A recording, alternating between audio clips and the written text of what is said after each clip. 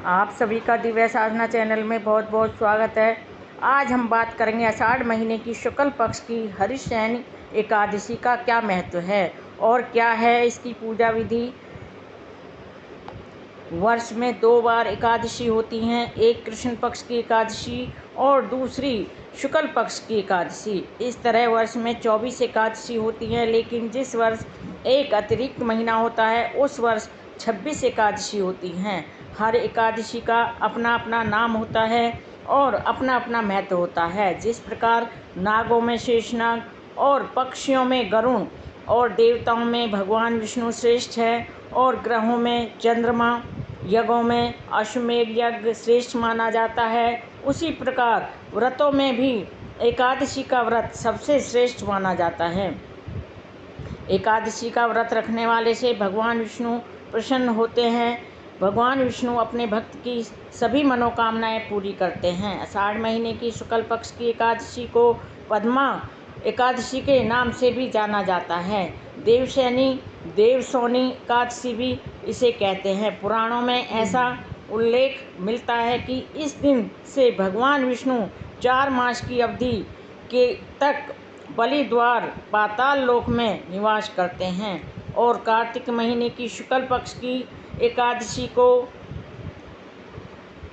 प्रत्यागमन करते हैं। इसी कारण इससे हरिशयनी एकादशी तथा कार्तिक महीने की एकादशी को प्रबोधिनी एकादशी के नाम से भी जाना जाता है। आषाढ़ महीने में से कार्तिक महीने तक के समय को चातुर्मास्य भी कहते हैं। इन 4 महीनों में भगवान विष्णु क्षीर सागर की अनंत शैया पर शयन करते हैं, इसलिए इन 4 महीनों में कोई भी शुभ कार्य जैसे विवाह, सगाई, गृह प्रवेश आदि कोई भी शुभ कार्य नहीं होते हैं। इसलिए कृषि के 4 महीने भगवान विष्णु की निद्रा काल माना जाता है। इन दिनों तपस्वी एक स्थान पर बैठकर ही अपनी तपस्या का कार्य करते हैं। इस समय केवल व्रज की यात्रा ही की जा सकती है। कहते हैं कि इन 4 महीनों में भूमंडल के समस्त तीर्थ व्रज में आकर निवास करते हैं। ब्रह्म पुराण में भी इस एकादशी के विशेष महत्व को बताया गया है। यद्यपि लगभग सभी एकादशियों में भगवान विष्णु जी की पूजा अर्चना की जाती है, परंतु हरिशयनी एकादशी को रात्रि से तो भगवान विष्णु का शयन प्रारंभ हो जाता है, इसलिए इस दिन भगवान विष्णु जी की विशेष रूप से पूजा अर्चना की जाती है। भगवान विष्णु जी की प्रतिमा को आसन पर विराजमान किया जाता है और उनके हाथों में शंख, चक्र, गदा, पद्म सुशोभित कर दिए जाते हैं। उन्हें पीताम्बर, पीले वस्त्र अर्थात पीले वस्त्रों से सजाया जाता है। पंचामृत से उन्हें स्नान कराकर फिर जल से स्नान कराते हैं।